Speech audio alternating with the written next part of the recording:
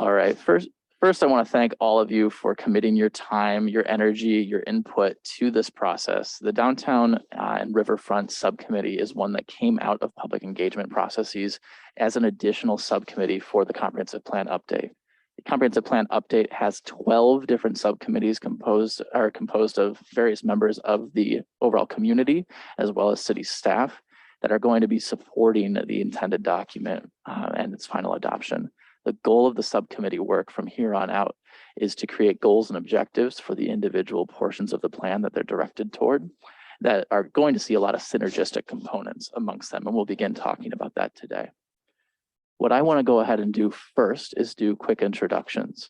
And since we are divided on Zoom and in person, for those in person, please grab a microphone, flip it on, and make sure that you hold it pretty close to your mouth when you're talking so that everybody who is on Zoom and everybody who's going to be watching this recording later can go ahead and hear you. My name is Luke Sims. I'm the Assistant City Planner, and I'm co-leading the Comprehensive Plan Update process, and I'll turn it over to Aaron. I'm Aaron Young. I live downtown and work downtown. I work for the Great River Shakespeare Festival. And then own a home in the downtown city center as well. All right, I'm Amber Hammernick, and I work at Bremer Bank, so right next door.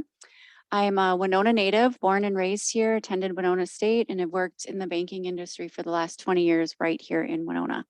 I've been a part of a lot of different committees, from the Chamber to Main Street to Women in Business, you name it, just because I have such a passion for seeing vibrancy in Winona grow and continue. So glad to be here.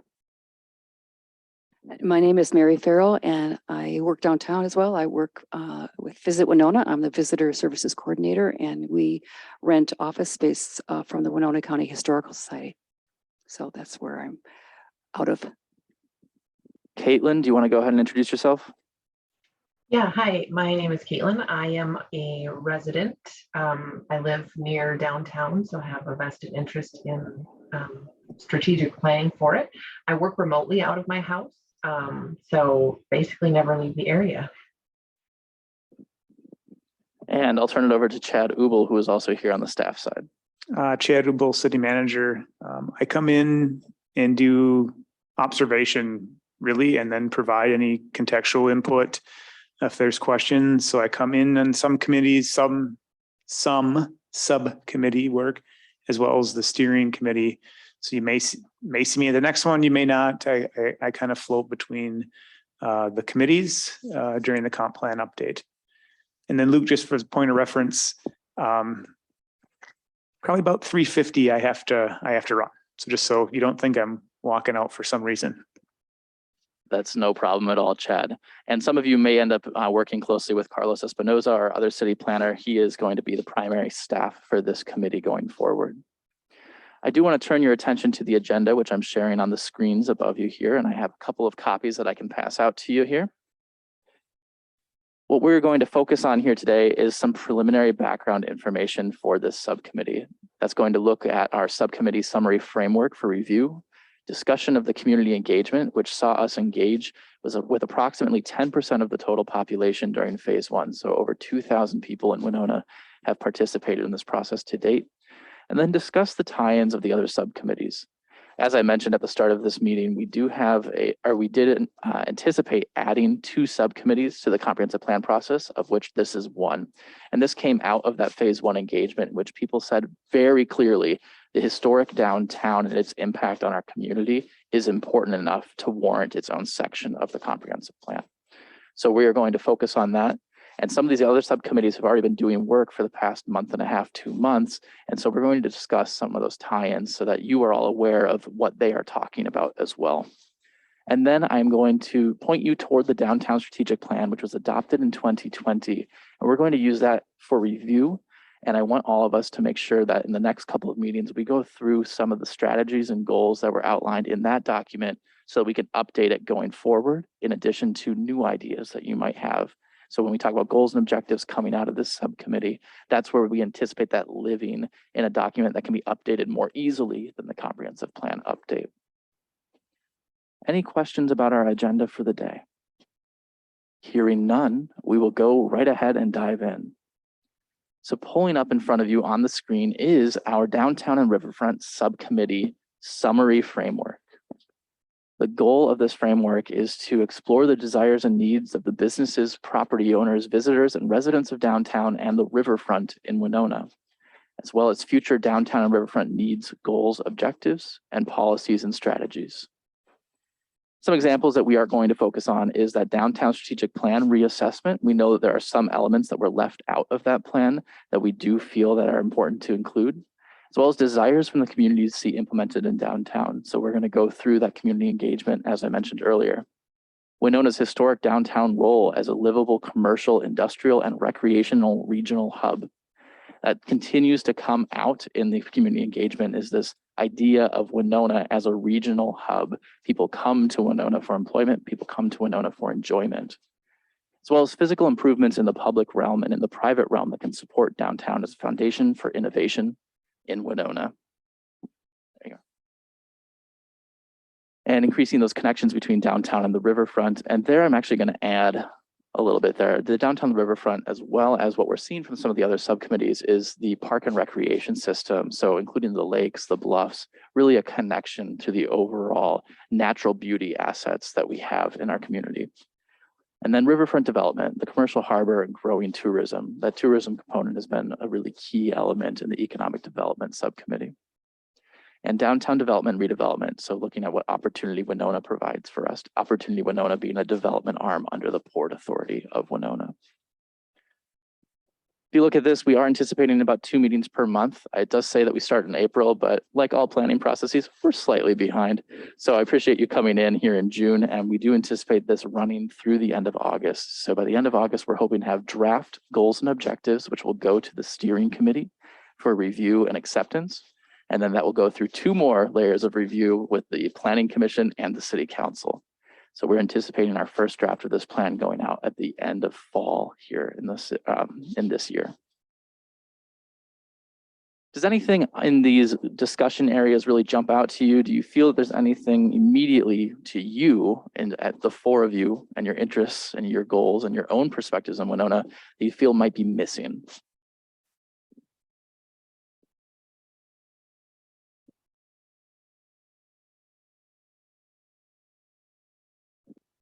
I'm hearing some no's, some head shakes. Other people are saying, let's go right into the public engagement and really start seeing what people actually said to us. Yeah, all right. I added that last bit, but I could tell you guys were all thinking it. So if you turn the page in this document, and I'm scrolling down in it online as well, we note that the historic downtown and riverfront revitalization really began to emerge as a key theme in that phase 1 engagement. We received over 190 comments about Winona's historic downtown and riverfront. And those comments were really quite supportive and reinforcing of how important downtown is to Winona. And we're going to walk through some of these issues and ideas that really began to develop. But first, let's take a look at the connections to values. So the historic downtown and riverfront revitalization really connected well to the values of entrepreneurship, this small town feel, as I mentioned before, the natural environment and access to recreation areas. People felt that Winona's downtown already does a good job of connecting there, or it's a great foundation to establish further connections to all of those elements. So some of the things that we were hearing were that people felt like they could go to a grocery store in downtown and meet their neighbors and talk to them. I like to refer to that type of meeting as a sidewalk meeting. You know, you suddenly run into somebody you know and you've been talking for 40 minutes and you know, you got to go back to work at some point.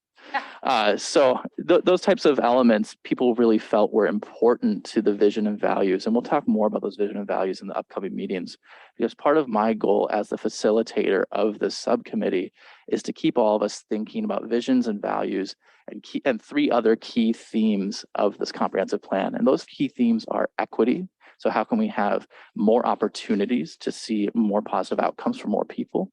Technology, how can we incorporate technology into the improvements for the next 15 to 20 years of Winona? And then also sustainability, and that's environmental sustainability, but also fiscal sustainability.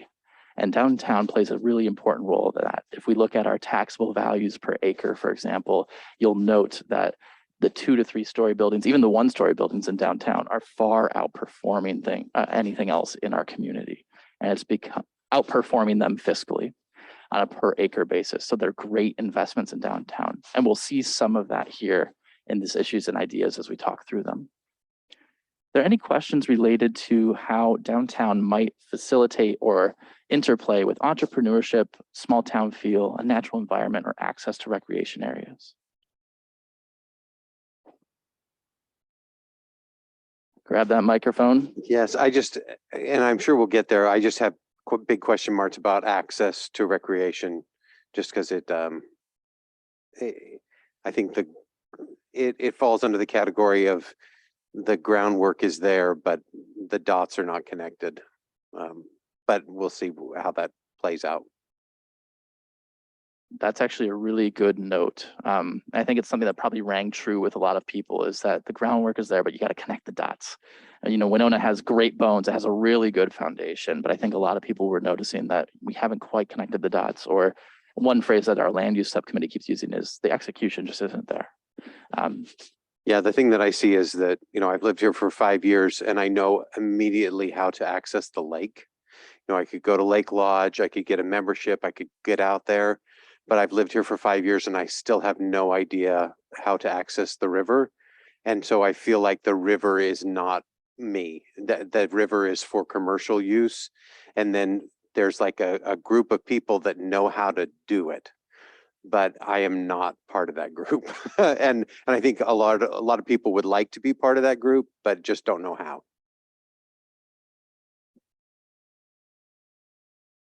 You mean like in terms of just getting on a boat or just Yeah, like recreating I on know the how to river? go on the tour boat, but I know people have, like, if you don't have a private boat, what can you do? If you have a boat, are you allowed to just jump in? I just don't know what to do or how to access the river. We drive around on our bikes and we see people doing stuff. But I very much feel like an outsider in all of that. And we've had friends who have invited us, and it's always at times I can't go, but there's just it's just a mystery. Yeah. And it's kind of intimidating. You look at the river and you just, you can't just kind of jump in, or you can't just, got to be careful because it's such a, Yeah. The current and all kinds of stuff. So it's a little, I see what you're saying. And Aaron, would you say that that's the main channel for the river and also the backwaters? Or would you say that it's more just the main channel? I think it's all of it. Like, we did a backwater canoeing kayak trip up in Reed's Landing a couple of years ago, and we called an outfitter, but that was the closest. We had to go to Reed's Landing to do that. I don't know where you do that in Winona. And so that one thing that we did our very first year here is there was an environmentalist that had took people on the backwater and canoes, and we jumped onto that, but I think he retired. And Lagasse, he retired. yeah, and I've never seen anything like that offered again. And maybe I'm just not paying attention, but we did see that, and we jumped on that, and we thought, oh, is this going to be a regular thing? And then found out, no, it's not. It's really interesting that you say that, Aaron, because we have 2 local canoe building companies that originated in Winona. And it's funny that, the river seems so inaccessible when we have those resources here in town.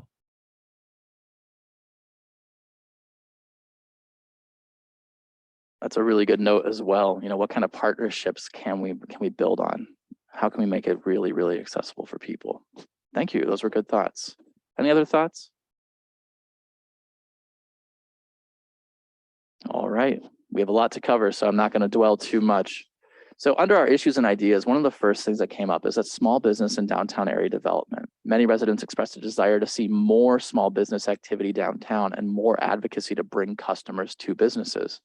So efforts like downtown block parties, levy park improvements were noted strengths to build on. And what I hear from that is I hear creative use of space. And I hear also something that our land use subcommittee has been talking a lot about, like remove barriers to entry so that people really can go and start that business in a small storefront, or they can go out and not feel like they're being bombarded by regulations when something does magically happen. But at the same time, one of the other elements we've heard, and this will be something we come back to, is how can we balance and make sure that the historic nature of Winona is also preserved in a manner so that it's still a great tourism draw. So that balancing the historic tourism with the, let's make sure that we don't have regulatory hurdles for people. What are your thoughts hearing that? Do you guys also feel that small businesses are a key component here? Do you feel that there's room for improvement in accessing that? You know, Amber, I'd be interested to hear what you hear from the banking side in particular. Definitely. I think it's a huge opportunity. And something that just keeps running through my head as I listen to that is some of these things happen, downtown block parties, you know, maybe some things happening, improvements that we're doing downtown, but people don't know about it.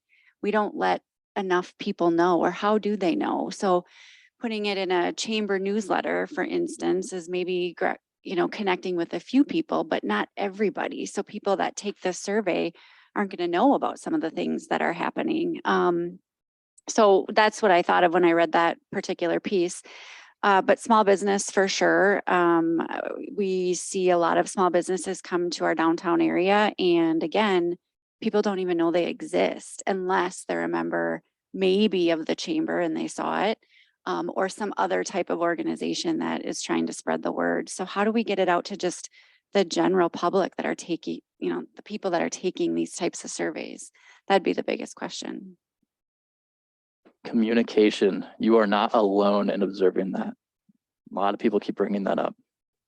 Any other feelings or thoughts related to this first small businesses in downtown area development idea and issue?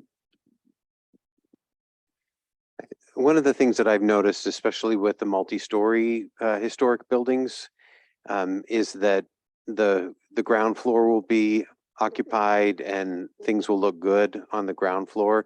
But when you look up at the other stories of the buildings, you notice things like, you know, windows falling in, or, you know, woodwork just really damaged, and there's not an incentive for the building owner to do anything about it, because those levels are not habitable or usable based on how they're configured because of coding issues and ADA issues that have to be addressed.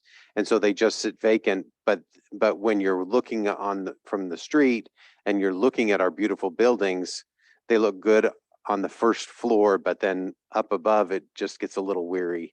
And I wonder if there's some incentive program or something that can be done to encourage those upper floors to be addressed. That's a phenomenal note, and it's something that is being talked about in the Heritage Preservation Subcommittee as well. And it's actually something that some organizations are taking steps on. And we know that the city of Winona applied for a Paul Bruin grant for facade rehab. We didn't get it, but Rethos, which is located on 3rd Street here in Winona, did, for upper story rehab in particular.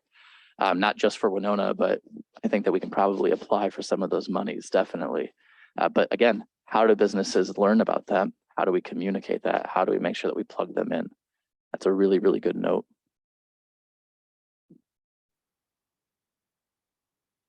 I was back along with what you were saying about downtown. I guess, and I do think though that there's still some main level downtown storefronts that I think are lacking, you know, in in their beautification. Yeah, that there's still, I think, some steps that need to be taken, I think, yet to improve some of the exterior look of our our main level businesses, as well as looking on the top level. Yeah, I agree.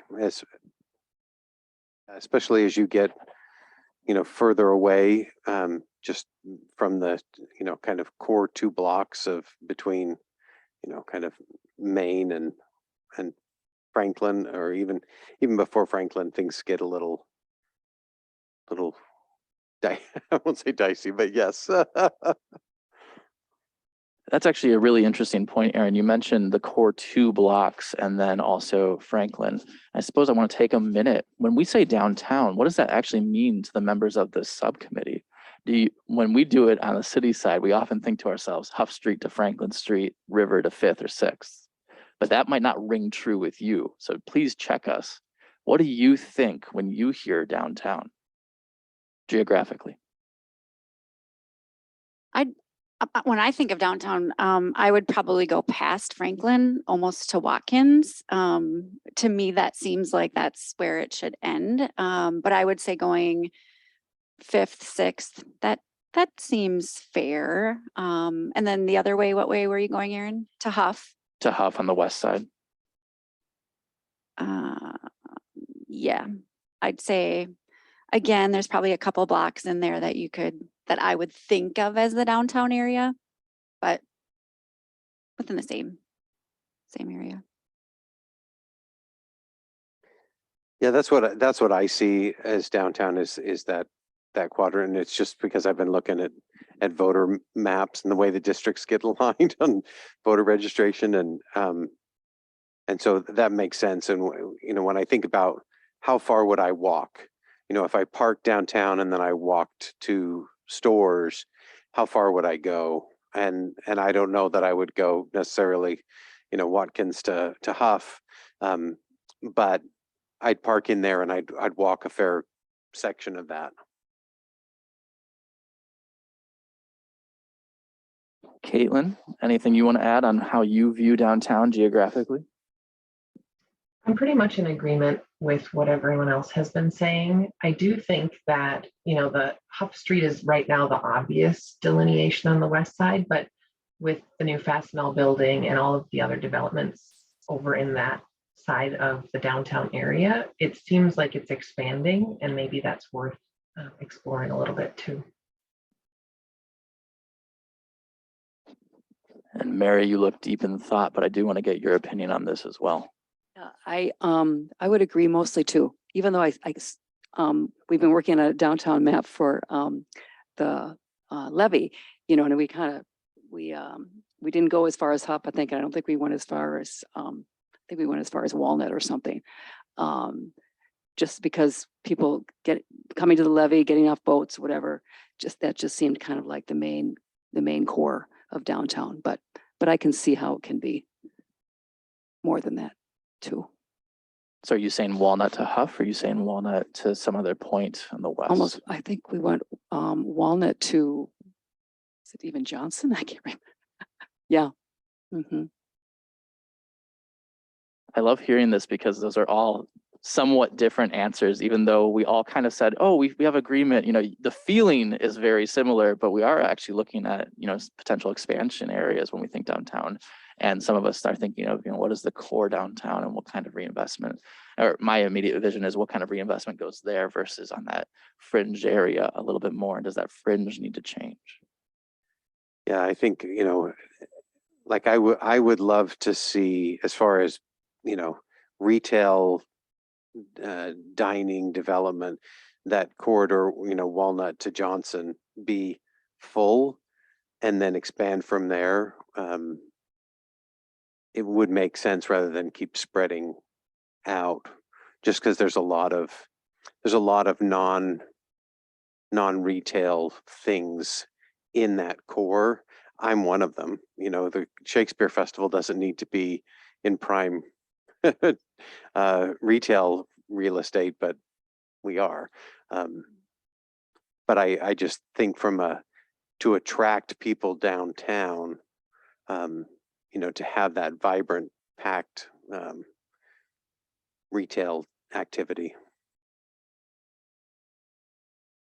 I want to touch on one other thing that you actually mentioned, Aaron. You noted when you talk about where you walk, so your one-stop parking and then your walk, and that's something that I would call in the planning field a walk shed.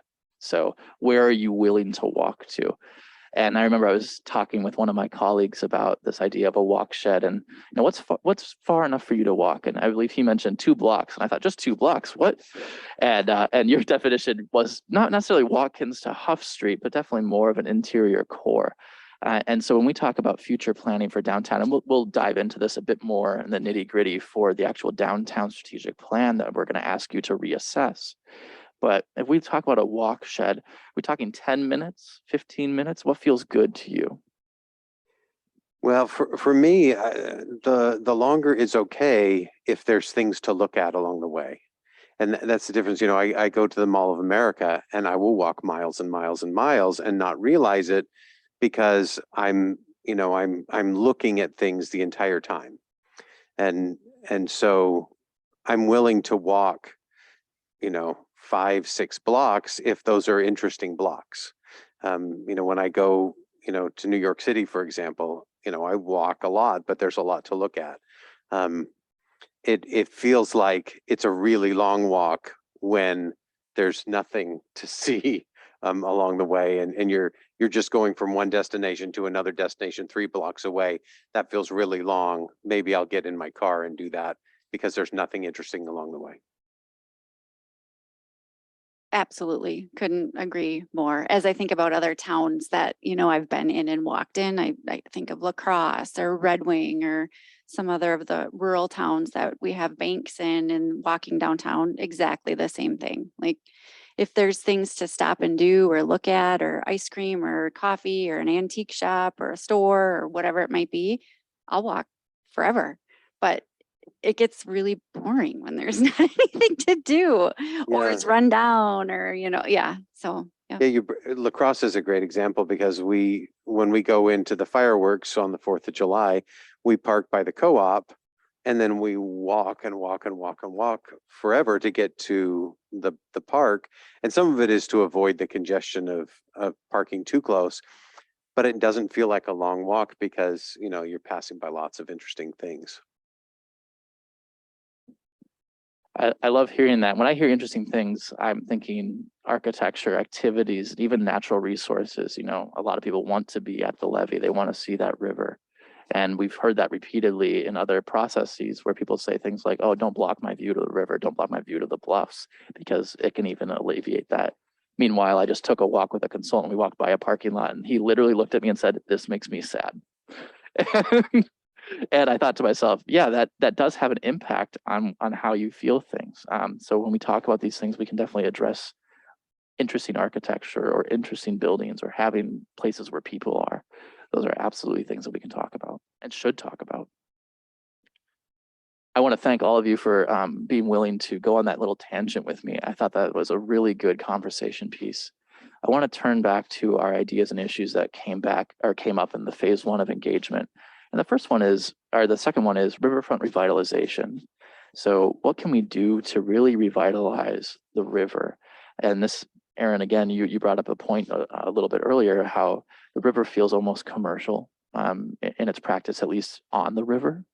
And maybe we can talk more about how does it feel to walk along the river right now? Do you feel that it's accessible? Do you feel that there is space? I think that this element in the phase 1 of engagement was really more geared on how can we improve revitalization along the river. And I want to pick your brains and see if what you're seeing on this document rings true with you, or if there's anything you'd like to add.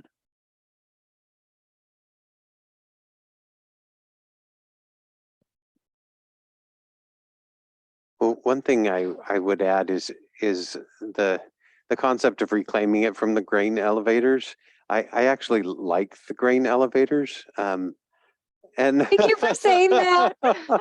I think, my issue with the grain elevators is that they're a mystery. It's like, what happens in there? Who is that? Bay State because it's marked Bay State, but over on the other side of Huff, you've got the people over there by SciTech, which isn't Solvay now. But there's some elevators across from that, and it's like, what goes on here? And if there was a way, and because it, like your walk along the river kind of ends because you can't go onto their private property, and so you kind of have to do this detour around them. But if there was a way for the public to understand what goes on there, I think that there would be a great appreciation, and you wouldn't see them as an eyesore, but you would say, oh my gosh, this is what makes our town really exciting because of this activity that's happening right here. and I understand it, and it impacts me. You know, it's to know that all of your Little Caesars pizza crusts originate right there at Bay State Milling, but I only know that because I have a friend who worked there. So, you know, it would be a better understanding. So when you say you walk along your, like physically, how do you, what is your route, or I can, Yeah, so I mean, we usually do it on bike, but you know, when we bike along like if we're coming, you know, east, you know, you can't go much beyond the bridge. So going west, so starting at the bridge, you know, coming down, and then you hit Bay State, and you know, you have to go out onto the streets and then cut around Bay State, and then you're back in, and then back in there by RTP. You can get around by RTP, and there's a little boat dock place back there, and so some of that you can do, but it's like these little fits and stops, and instead of like, hey, here's this long walk or ride that you can do, like at the lakes, where you can go along the river for a long period of time. It seems like we've got these stops and starts. And what you're saying right there is exactly an element that our transformative projects is considering right now, is that Riverfront Trail, and what they're using the phrase is Riverfront Trail system, even beyond just one Riverfront Trail. And it's obviously going to be a part of this downtown plan because it's been a part of other things as well. So when we reassess the 2020 plan, I do want to be cognizant of the goal of our comp plan was to have this transformative projects subcommittee and section. So this group doesn't necessarily have to be bogged down with 5 pages on a Riverfront Trail system that can be elsewhere, but we do want this to be supportive of that type of element. And I think what you're saying was definitely many people continue to say time and time and time again, both on the park and recreation side and also just in the general tourism, commerce, and livability side. Any other thoughts related to riverfront revitalization? I mean, we've heard in our earlier conversation, you know, restaurants, entertainment, this feeling of being able to walk places, interesting things to look at. I think we're hitting some of those elements already. I have to say, as a total nerd, you know, one of the things I love is when the river floods, and I know it's probably a nightmare for the city every time that the streets flood. But that's always a fascinating thing to see the power of the river, and you can't see that anywhere except unless you actually go down there. And I think that's my one issue, is that there's just. And I know that it has to be there. The levee has to be there to protect, you know, the city. But I wish there was a way that you could see, you know, the river better. And you know, I don't know. Some of that might get incorporated into the 60 Main project, where there's opportunities to have some gathering recreation point there. Because even when you're in Levy Park, the only place that you can actually see the river is when you're up on the disc there. The rest of the park, you can't see anything out there. The only reason I liked eating at Godfather's when it was there was that it was the only place that you could actually have, you know, a meal and look out at the river. And I guess you can at the boathouse, but I never figured out the hours at the boathouse, so I've never been there that much. But just that opportunity to actually look out at the water while you're doing something else, eating or playing a game or whatever. And taking it another step further, but just providing the history. I mean, we know it's there. I mean, why is the levee there, right? I mean, if you're from the Winona area and you have grandparents that lived when the levee wasn't there, I mean, they tell the story every time they see the flood, right? Like, here's what happened to me. And I know that information is out there, but can we make it more prevalent so that when you're at that place looking at the river, here's the history of Winona, you know, so more of those maybe destination places within the city that cover the historic version of the Y. Yeah, I love out by the, what is the park that's out west.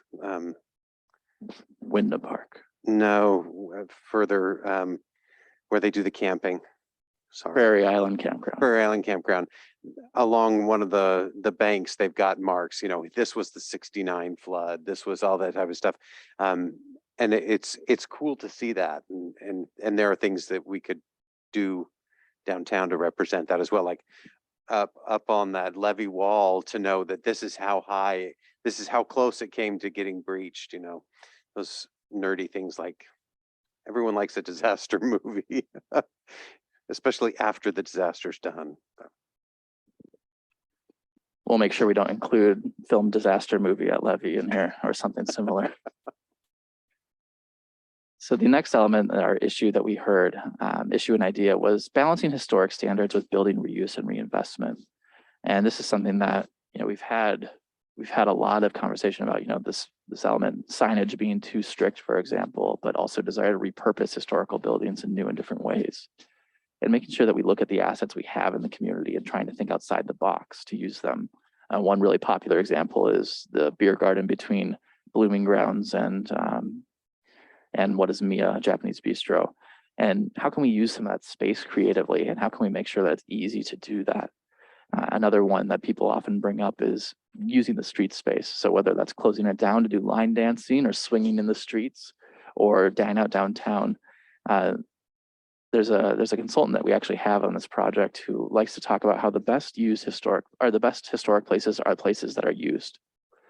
And I think that there's some truth to that. The consultant is New History, and Megan Elliott is the principal there, and she's on this planning team. Any thoughts related to historic reuse or any elements that you'd like to bring up? I think we've had good examples of, you know, repurposing historical buildings with, you know, the Latch development and the Walnut Street development and the Third and Walnut retail well, I don't know if there's retail, but apartments, the old Rascals or whatever it was. Anyway, I think we've been doing quite a bit with restoring historic buildings and reusing them for a variety of purposes. And to build on that, a lot of what you just noted, and this goes back to how do we get money to people to reinvest in some of these buildings?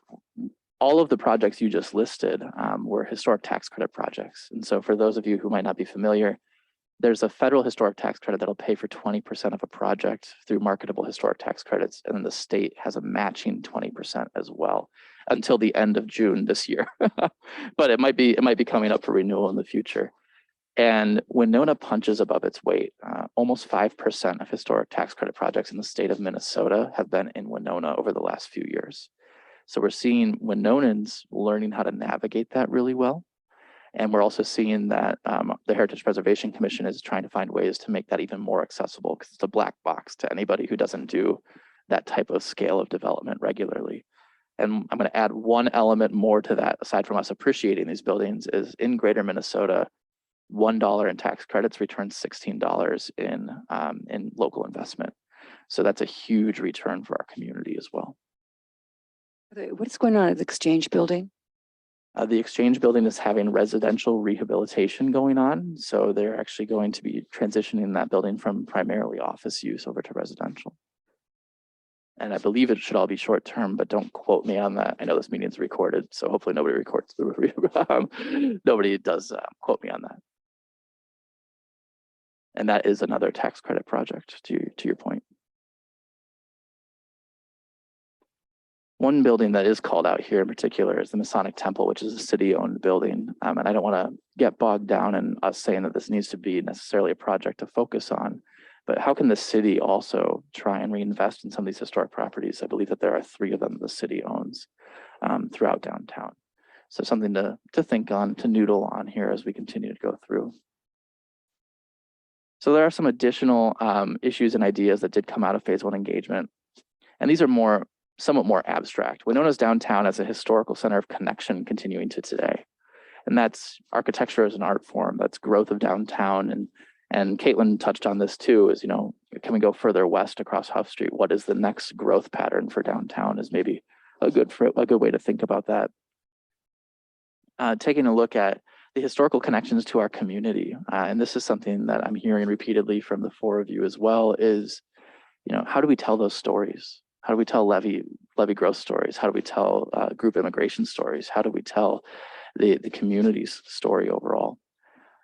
Are there any thoughts related to that concept of Winona's downtown as the historical center of connection?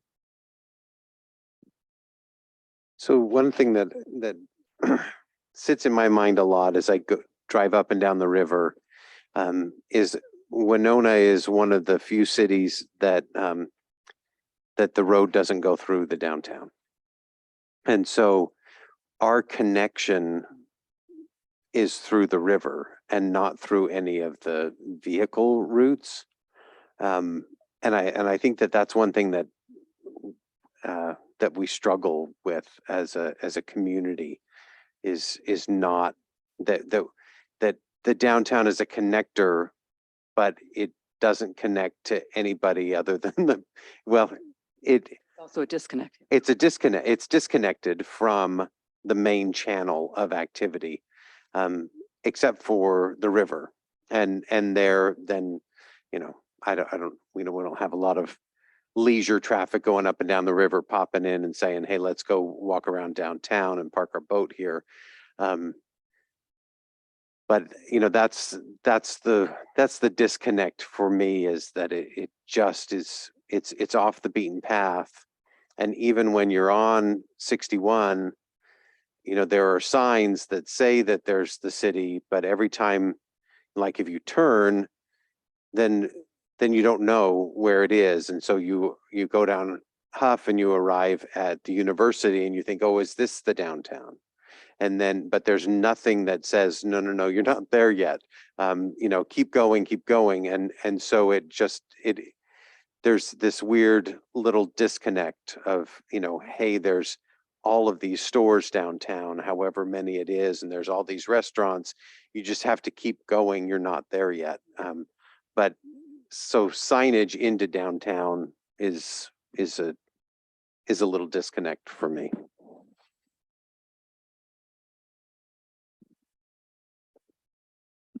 Absolutely critical. Absolutely critical. The next element here that we have is downtown as a gateway and connection to nature and recreation. And I imagine, Aaron, you could probably say the same thing about commerce and then just substitute in the words bluffs or river, and people might have the same feelings. How do I get to the bluffs? How do I get to the river? I'm seeing a little head nod and maybe a chuckle out of you. Any other thoughts related to downtown as a gateway and connection to nature and recreation? And much of this is stuff we've already talked about.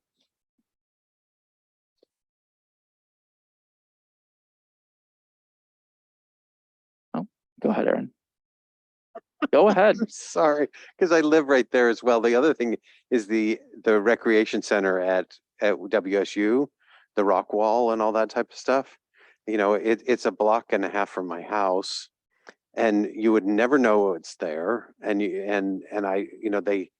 they have times when it's available to the public, but no one knows the opportunities that are there. And it's the same with the ice park. It was cool, but I don't know. Like, I think the invitation was come and watch, but don't do. The doers are other people. And so I think that there's all these elements around us, but just not a way to access them or see them, because they're behind a wall. We've got, this bike shop downtown that's great. I have a bike, so I don't need to rent a bike, but do they do bike rentals? Is it a place, where do people rent a canoe, and all those things. And, I go to, like, we go up north to the Brainerd area on vacation, and I knew where I could rent a bike. I knew where I could rent a boat and all those types of things. And I know that those things exist in Winona, but even living here, I don't know how to do any of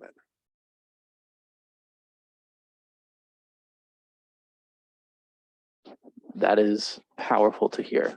I appreciate it. No, I mean, that's the great kind of feedback that everybody needs. If our comp plan is lofty and aiming towards connections to the natural resources, and we have members of our community who have no way how to access them, and you're obviously an involved citizen, you're on the subcommittee, that's an issue. Absolutely. I do work most of the summer though, and I have my free time off in the winter, so. So maybe why aren't you ice climbing, Aaron? there we go.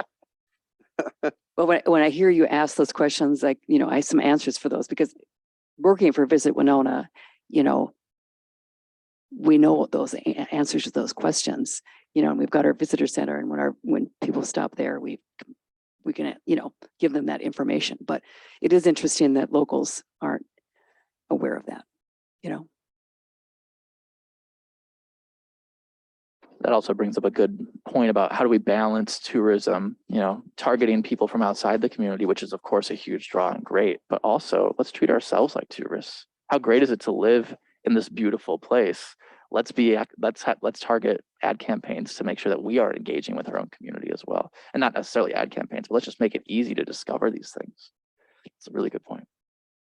And I'd maybe ask, we have a lot of great organizations, Engage Winona, Visit Winona, we have the Chamber, we have the EDA, we have all of these different committees and groups, but how well do we all communicate to each other and work together for that common goal that we're talking about? And I know there's things that happen, but do they? Because I'm on some of them and I question, like, do they? Do we really? And is there opportunity there to bring the forces together in some way to be able to do or accomplish some of the things that are talked about here? I don't know. That's a great note. I appreciate that as well. And Aaron, before you jump in, I'm going to turn to Caitlin, who is going to say something. Yeah, I was just going to say there's a little bit of a disconnect from the visitor center being on the outside of town, and all of the things that we're talking about are in the downtown core. So how do we make that connection? Or maybe there is a visitor center downtown also that I just have never seen. But well, at the go ahead.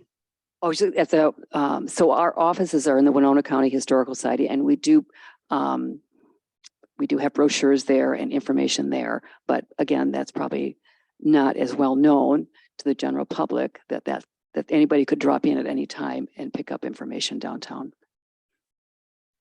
I live pretty close to the new Fastenal building, and so when I think of all of the people that might be coming from across the river to work in the downtown office, like how would they interact with the downtown area? How would they get information about the different restaurants that are available, different activities, make them have interest in happy hour after work or whatever it may be? I just feel like, communication definitely would be helpful, more visibility.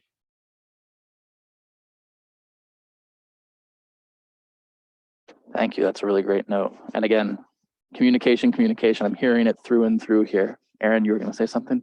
I was just going to point out that I really do think that the city does a great job in the downtown parks of making those a place to connect to recreation and nature. I've noticed, this spring, some really beautiful landscaping and that's gone on in the parks. And so it's a really nice place to get away. Even Central Park, it's only a half of the block.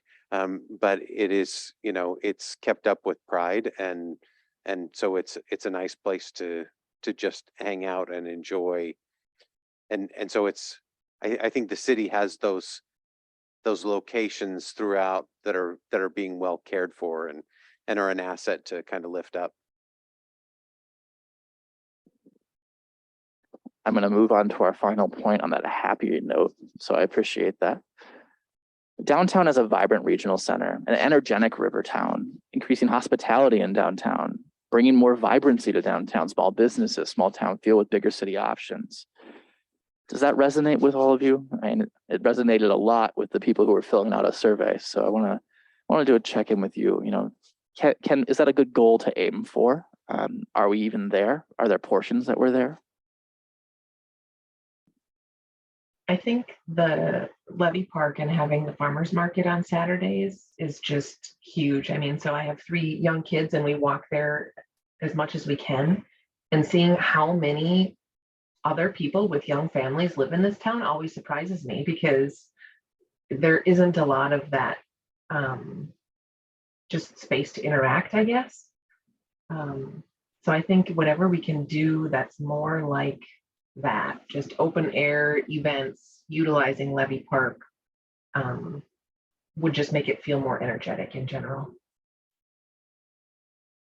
Caitlin, I'm going to jump on that point and ask you a follow-up as it relates to the previous point we were talking about, the gateway and connection to nature and recreation. When you and your children and your family are able to go to Levy Park and you experience it and you have a good time there, do you feel that it's accessible to then walk from Levy Park to walk or bike or stroll or however you want to get there in an active way to another natural location?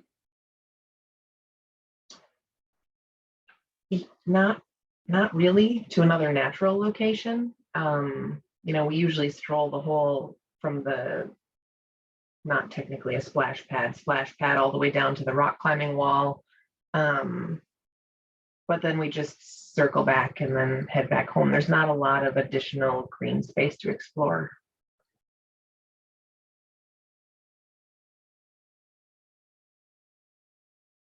Thank you very much. I expected that answer, but I wanted to make sure that we were hearing that. Any other questions or comments at the end here? I was just, I do, because I, work downtown as a day job, and I do see the vibrance here. I just see things going on, during the day, but it's, and then, but I think in the evenings, things kind of die off. And so it would be good to see to, kind of work on and improve on things going on in the evening. I think the Friday night dine out downtown, I think again, like the farmer's market, and I think we had great success with the Live at the Levee events. Bringing some of that stuff back would just be wonderful. And we have a lot of food options downtown, and we have a lot of bar options downtown, but not a lot that are, you can go after work and have drinks and appetizers, so I used to work downtown La Crosse, and basically any establishment you would go to would serve both food and beverages. And I think that's definitely something we don't have enough of here, to really kind of draw that after work crowd. Yeah, it seems to be often geared towards working downtown, and but it just doesn't seem to have a social aspect to it. It seems after hours in the evening. Yeah, I was thinking about the social aspect in the evening too, about what are the gathering spots for the public that are in indoor spaces. Even, we've got outdoor stuff in the summer, but I was happy to hear about the 60 Main project, and that there might be, some hotel space in there, just because that usually translates into lobby, because usually a hotel lobby is a place for the community to gather, whether it's just accessing the restrooms or hanging out waiting to go into a restaurant. There's just those spaces. We've got the library that is usually closed in the evening, but there's not a lot of, unless you're going into a specific bar, there's not a lot of kind of indoor spaces that are kind of those public things. Like a hotel lobby definitely, kind of fits that bill. So that's something that we are missing downtown currently. Most of, our hotels are all out by the highway, and all those hotel guests then have to get in a car to access downtown. And I don't know how many of them do.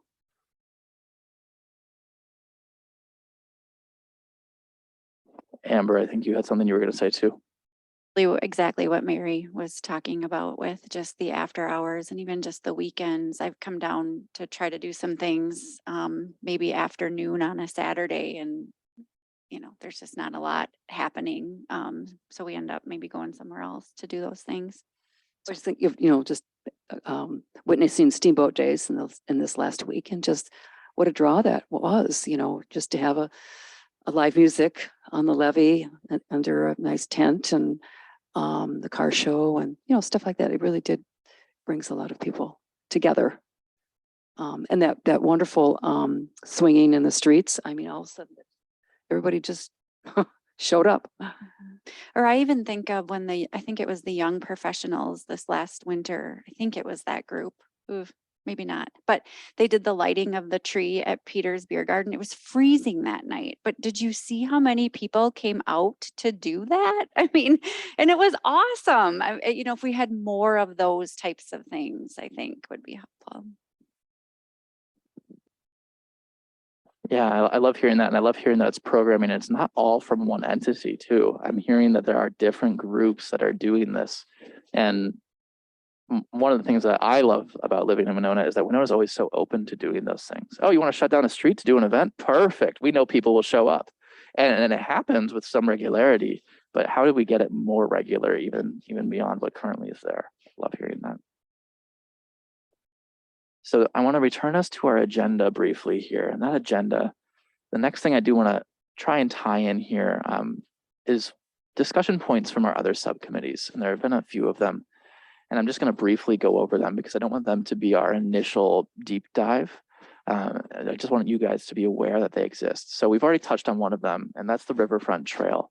We knew that that was a transformative project from previous planning processes. It's been talked about for almost 2 decades, if not longer, in the city of Winona, and it's always actively being worked on. And our transformative project subcommittee is actively working on that one as well.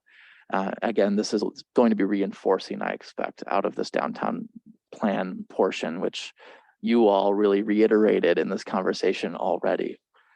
And then additionally, our land use, economic development, and heritage preservation groups have already begun to discuss signage as well. And I would expect that based on the conversation here today and based on our engagement, signage and just general communication is something that needs to be improved in the downtown and riverfront portion. I expect that probably from this comprehensive plan update, we will see the need for a signage plan emerge to create some consistency. You'll notice that, well, not just consistency, but just having signage in many instances. And then in our land use and housing subcommittees, we've been hearing a lot about regulatory barriers and how can we promote growth.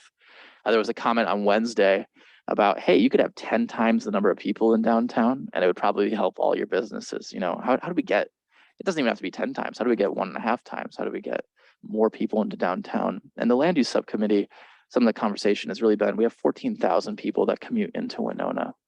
If we had 2% of them come and live with us, let's talk about people moving into Winona, experiencing Winona, bringing their families down to Levy Park on the weekends, et cetera. There's a lot there. And then our economic development and heritage preservation groups have also been talking about incentives for reinvestment and preservation as an economic draw. So we know that tourism is a huge portion. It's why we have boats that dock at Levy Park. It's why we have people that want to go walk through our historic neighborhoods. And it's also important for us to upkeep those buildings, as Aaron was pointing to earlier, and how we had discussion about those upper floors as well as those main floors.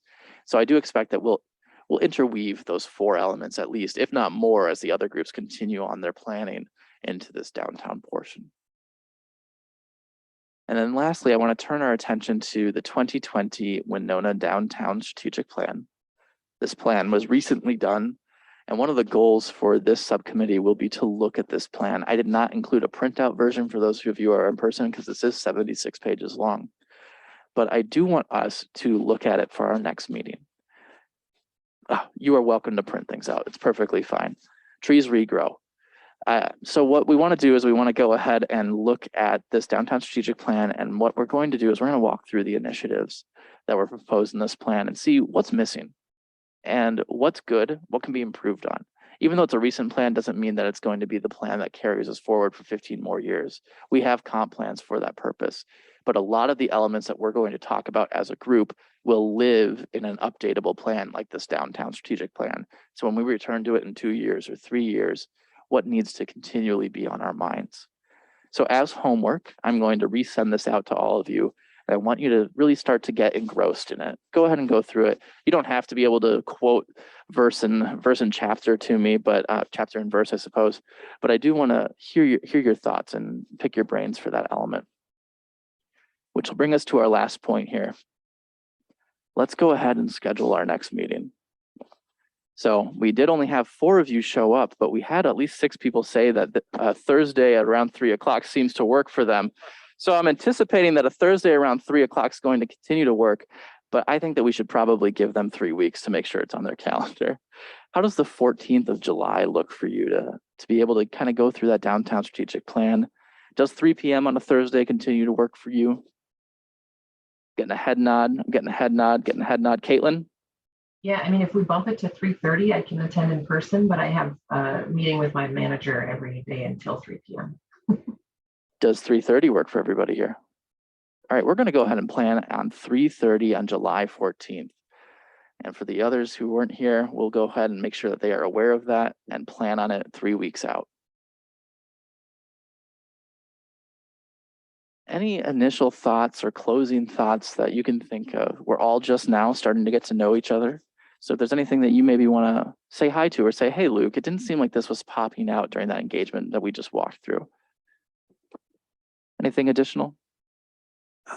One thing that my wife and I talk a lot about is, and this is recorded, so I have to be careful, but the appearance of individual residences downtown and especially absentee landlords.